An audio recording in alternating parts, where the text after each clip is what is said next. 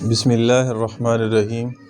حکایت صحابہ میں سے کہ جب آندھی آتی تھی تو حضور پاک صلی اللہ علیہ وسلم کا کیا عمل ہوتا تھا۔ آندھی کے وقت حضور صلی اللہ علیہ وسلم کا طریقہ۔ حضرت عائشہ رضی اللہ تعالیٰ عنہ فرماتی ہیں کہ جب ابر کس کو کہتے ہیں؟ جب وہ بادل وغیرہ نہیں آ جاتے، اندھیرا ہو جاتا ہے، آندھی وغیرہ ہوتی تھی تو حضور اقدس صلی اللہ علیہ وسلم کے چہرہ انور پر اس کا اثر ظاہر ہوتا تھا اور چہرہ کا رنگ فک ہو جاتا تھا، اور خوف کی وجہ سے کبھی اندر تشریف لے جاتے اور کبھی باہر تشریف لے جاتے اور یہ دعا پڑھتے تھے۔ ترجمہ: یا اللہ، اس ہوا کی بھلائی چاہتا ہوں، اور جو اس ہوا میں ہو بارش وغیرہ اس کی بھلائی چاہتا ہوں، اور جس غرض کے لیے یہ بھیجی گئی اس کی بھلائی چاہتا ہوں۔ یا اللہ، میں اس ہوا کی برائی سے پناہ مانگتا ہوں، جو چیز اس میں ہے اور جس غرض سے یہ بھیجی گئی اس کی برائی سے پناہ مانگتا ہوں۔ یعنی یہ اس لیے ہوتا تھا کیونکہ پہلی قومیں ان کے اندر مختلف طرح کے جو عذاب آتے تھے نا، پہلے ایسے ہی ہوتا تھا کہ بادل آ گیا، بارش آئی۔ نوح علیہ السلام کی قوم کے اوپر بھی عذاب ایسا آیا کہ ساری روح زمین کے اوپر پانی ہی پانی تھا۔ تو اس لیے کہتے ہیں کہ اللہ سے دعا کرنی چاہیے کہ فرض کریں کوئی بارش ہے، کتنے ایسے علاقے ہیں جو تیز ہوا کی وجہ سے تہس نہس ہو جاتے ہیں، بارش کی وجہ سے، سیلاب کی وجہ سے بہہ جاتے ہیں۔ تو اس لیے خاص طور پر دعاؤں کا اہتمام کرنے کا حکم دیا ہے۔ اور جب بارش شروع ہو جاتی تو چہرے پر امسطاد شروع ہوتا۔ میں نے عرض کیا، یا رسول اللہ صلی اللہ علیہ وسلم، سب لوگ جب ابر دیکھتے ہیں تو خوش ہوتے ہیں اور بارش کے آثار معلوم ہوئے، مگر آپ پر گرانی محسوس ہوتی ہے۔ آج بھی کچھ لوگ گرمیوں میں اگر بارش ہو، ہوا چلے نا، لوگ انجوائمنٹ کے لیے نکل آتے ہیں باہر، تو وہ کہتے ہیں کہ ہاں یہ بھی اللہ کا شکر کرنا چاہیے، لیکن اتنا بھی نہیں کہ وہ اس کے اندر نافرمانی اللہ کی نظر آئے۔ حضور صلی اللہ علیہ وسلم نے فرمایا، عائشہ، مجھے اس کا کیا اطمینان ہے کہ اس میں عذاب ہو۔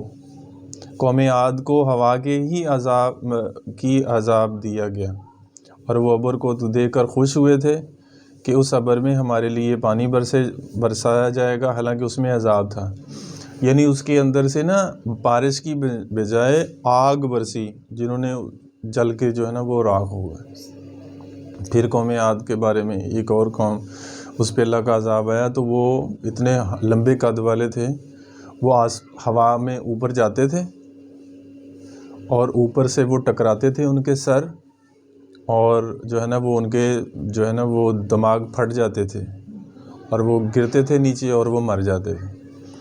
یعنی کہ ہوا کے ذریعے سے بھی۔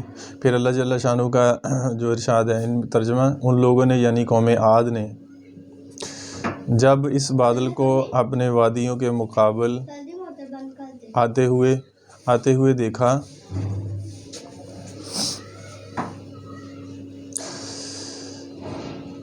تو یہ بادل تو ہم پر بارش برسانے والا ہے۔ ارشاد خداوندی ہوا کہ نہیں، برسنے والا نہیں، بلکہ یہ وہی عذاب ہے جس کی تم جلدی مچاتے تھے، اور نبی سے کہتے تھے کہ اگر تو سچا ہے تو ہم پر عذاب لے آ۔ یہ ایسے بھی ہوتا تھا کہ نبی آ کے کہتا تھا نا کہ اگر بات کو نہیں مانو گے تو اللہ کا عذاب آ جائے گا۔ وہ کہنے لگے ہم نہیں ڈرتے، آپ اپنے رب کو کہو کہ لے آئے عذاب۔ تو پھر جب آیا تو پھر دیکھ لیں کیا کیا پھر اس نے۔ یہ قرآن کے اندر مطلب کہ یہ ہیں ان کے واقعات، قوم عاد کا ہے، قوم ثمود کا ہے۔ وہ ہر چیز کو اپنے رب کے حکم سے ہلاک کر دے گی، چنانچہ وہ لوگ اس آندھی کی وجہ سے ایسے تباہ ہو گئے کہ بجز ان کے مکانات کے کچھ نہ دکھائی دیتا تھا، اور ہم مجرموں کو اسی طرح سزا دیا کرتے ہیں۔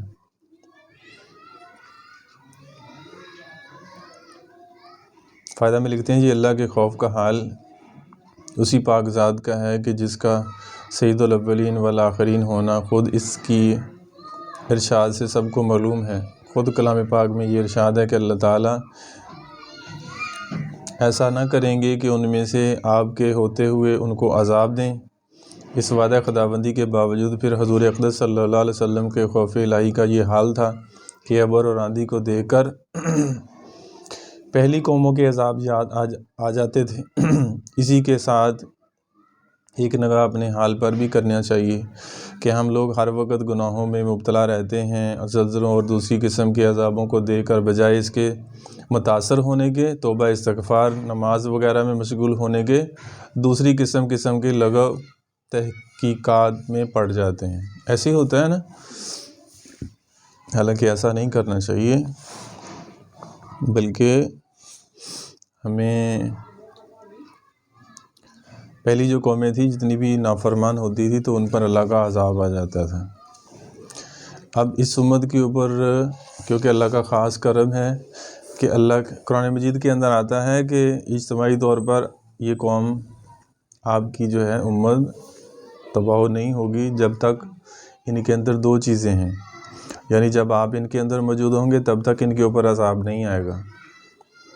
اب آپ تو چلے گئے ہیں اس دنیا سے، تقریباً 1435 سال ہو گئے ہیں، ٹھیک ہے؟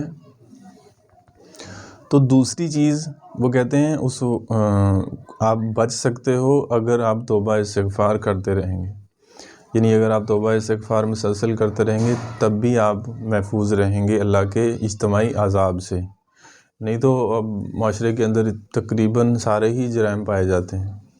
پہلی قوموں کے اندر صرف ایک اگر کوئی ناپ تول کے اندر کمی کرتا تھا تو عذاب آ جاتا تھا، اگر کوئی نماز چھوڑتا تھا یا کوئی اور کو حکم عدولی کرتا تھا، کوئی ظلم کرتا تھا تو اس کے اوپر عذاب آ جاتا تھا۔ لیکن اس قوم کے اندر تو آپ دیکھ لیں کہ سب کچھ ہی ایسے، مطلب جتنے بھی پچھلی قوموں کے اندر گناہ پائے جاتے تھے وہ سارے اجتماعی طور پر اس قوم کے اندر ہیں۔ پھر بھی کتنا بڑا معجزہ ہے کہ آج ہم بچے ہوئے ہیں، تو اس لیے آج ہمیں بھی آپ کی زندگی سے یہ مطلب کہ سبق لینا چاہیے کہ جب کوئی اس طرح کا معاملہ ہو تو وہ کہتے ہیں کہ اللہ کی طرف رجوع کرنا چاہیے، توبہ استغفار کرنی چاہیے۔ اللہ سے دعا ہے کہ اللہ تبارک و تعالی ہمیں حضور علیہ السلام کے نقش قدم پہ چلنے کی توفیق نصیب فرمائے، آمین ثم آمین۔